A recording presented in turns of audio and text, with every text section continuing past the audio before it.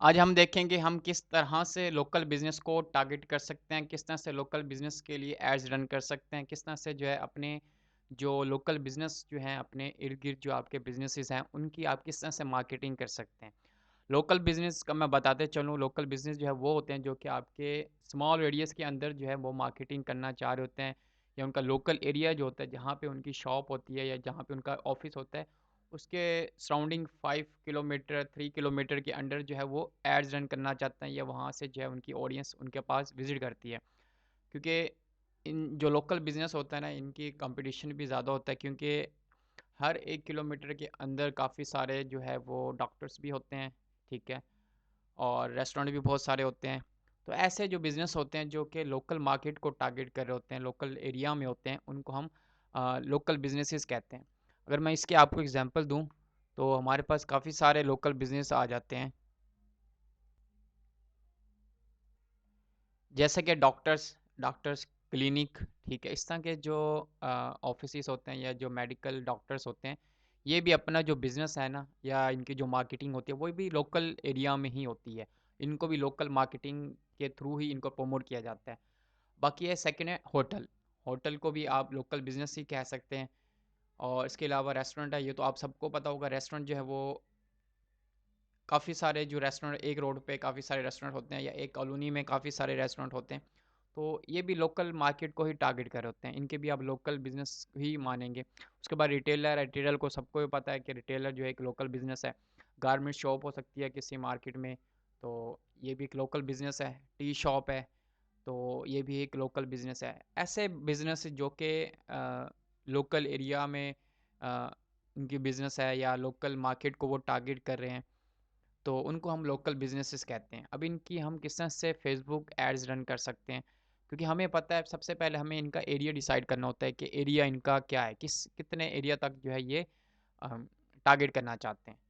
अगर रेस्टोरेंट की बात की जाए तो वो तो जो हम ऑफ़र क्रिएट करते हैं उस पे डिपेंड करता है, और जो डॉक्टर्स हैं उनका भी डिपेंड करते हैं कि वो कितने जो है रेडियस तक अपनी मार्केटिंग करवाना चाहते हैं।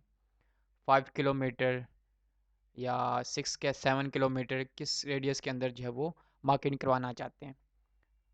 और उसके बाद रिटेलर है, रिटेलर का भी यही होता है। उसके बाद गारमेंट शॉप है, उसका भी यही होता है।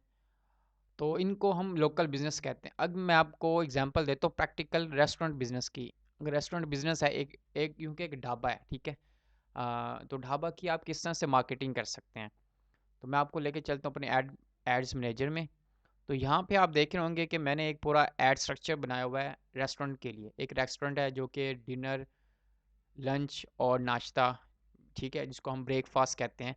तो ये तीनों जो है वो तीनों टाइम उनका जो है वो ढाबा या रेस्टोरेंट ओपन होता है।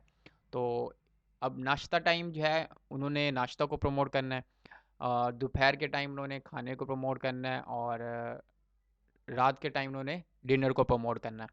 तो अब इन तीनों का जो है आप अलग-अलग एड सेट बनाएँगे, डिनर का, लंच का और नाश्ते का। तो मैं आपको दिखाता चलूँ नाश्ते का जो है हमने किस तरह से ऐड बनाया। क्योंकि हमने सर्विस देनी थी, तो सर्विस जो है हम चाह रहे थे कि हम फ्री सर्विस दें। तो आपको पता है कि जो फूड होता है उसमें प्रॉफ़िट मार्जिन इतना नहीं होता, देसी फूड जो होते हैं, जिसमें नाश्ता हो गया, चने हो गए, पराठे हो गए, तो उसमें इतना प्रॉफ़िट मार्जिन नहीं होता। तो हमने सोचा कि उसके लिए जो हम वेरी नैरो जो एरिया है ना उसको हम टारगेट करें। अगर उससे बाहर के आते हैं लोग हमारे पास, तो उनसे हम सर्विस कॉस्ट लें, मीन कि उनसे जो है हम जो हमारी फ्री डिलीवरी है ना वो सर्विस उनके लिए हम ख़त्म कर दें। उनको हम पेड्स डिलीवर करें, ताकि उनको जो हमारा जो रेडियस है ना उससे बाहर जितने भी ऑर्डर्स हैं, तो उनसे हम डिलीवर चार्जेस लें। तो अब नाश्ते का हमने किस तरह से बनाया है, ये मैं आपको बताता चलूँ। उसके बाद जो है हमने इसको ऑप्टिमाइज़ किया है नंबर ऑफ कन्वर्सेशन पे, ठीक है? और बजट क्या हमने लगाया है, लाइफ टाइम बजट लगाया है 4000।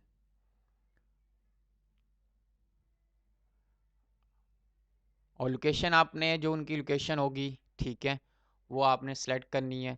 जो उनका एरिया होगा, जो जिस एरिया पे उनकी बिज़नेस होगा या उनका रेस्टोरेंट होगा, वो आपने सेलेक्ट करना है। और किलोमीटर 2 किलोमीटर आपने सेलेक्ट करना है। तो ये आपने उनसे पूछना है कि किस बेस पे जो है वो अपनी ऑफ़र बना रहे हैं।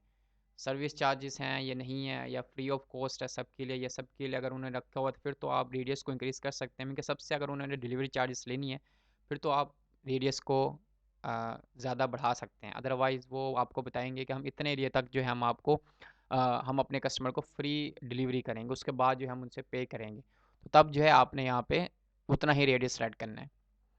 उसके बाद आपने कुछ भी नहीं करना और उसका ऐड आपने लगा देना है। अब ये जो ऐड सेट लगाए हुए हैं ना मैंने, ये लगाए हुए हैं लाइफ टाइम बजट पे, ठीक है। तो लाइफ टाइम बजट मीन के अगर आपका नाश्ते का टाइम है तो नाश्ते का ही एड्स रन होगा।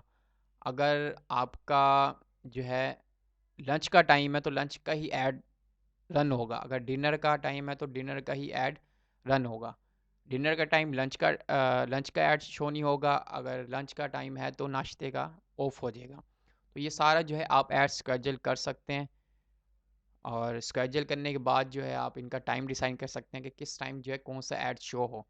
तो वो आपने स्ट्रेटजी यहाँ पे यूज़ करनी है। इस तरह से जो है आप अपने लोकल रेस्टोरेंट बिजनेस की आप मार्केटिंग कर सकते हैं।